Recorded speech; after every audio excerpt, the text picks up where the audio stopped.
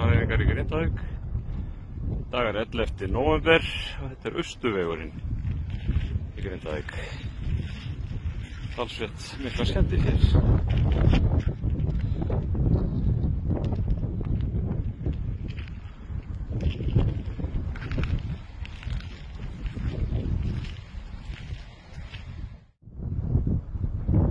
Jarðhræringar í Grindavík. Í dag er 11. nóvember og þetta er Austurvegurinn í Grindavík. Talsvert mikla skemmdir hér.